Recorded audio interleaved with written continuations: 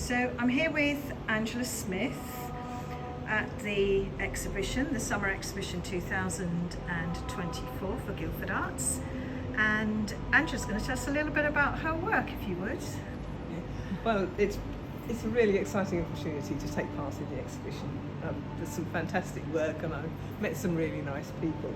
Anyway, this is one of my sculptures. It's in Portland stone, and I do sculpture, I think, because for as long as I can remember, I've always loved shape and rocks and trees. I think it's solid form, three-dimensional form.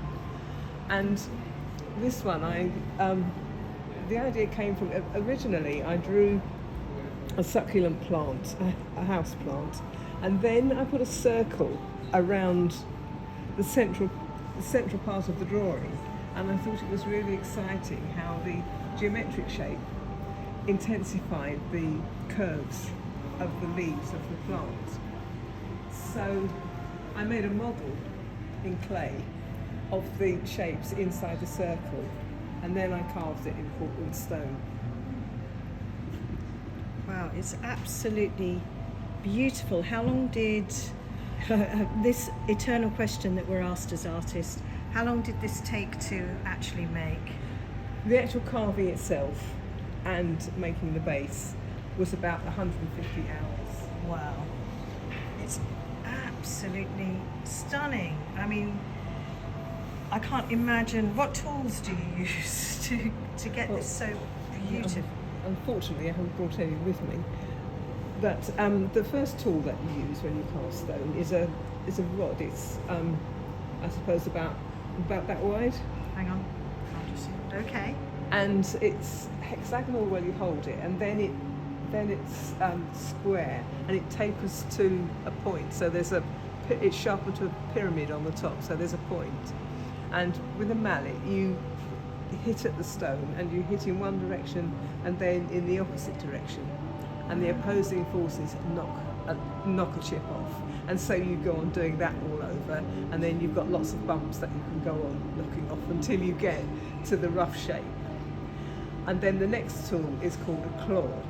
It's it's a flat chisel, and it's got teeth at the top, so you can then use that to scrape the lumps off. So then you've got a more refined shape, and then you can use a flat chisel to smooth it even more, and then it's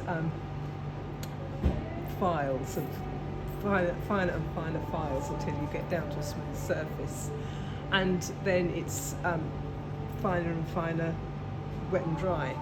Wet and dry is a type of sanding abrasive paper that you alternately use wet and dry. I think they use that on cars, don't they, as well?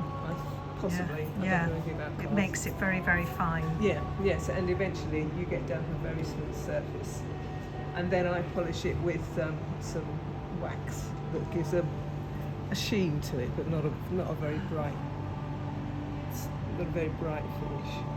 That's an absolutely stunning piece, and you've also got a piece behind where you've carved in wood. Yeah, this is pear wood and on a slate base, and this I made by a different approach. It's the shape that emerged when I carved without making a model or a drawing beforehand, just intuitively following what was in my imagination while keeping in my mind the historical poem called the Tao Te Ching, and a quotation from it called "The spirit of the valley never dies." This is called the mysterious female, dimly visible. It seems as if it were there. So it evokes the presence of a woman. It suggests femininity, being a woman from the inside, rather than the conventional notions of gender. Oh, they are absolutely beautiful pieces, Angela, and we're very honoured to have you here at the exhibition. Well, I'm very honoured to be here too. Well, thank you very much indeed. Thank you.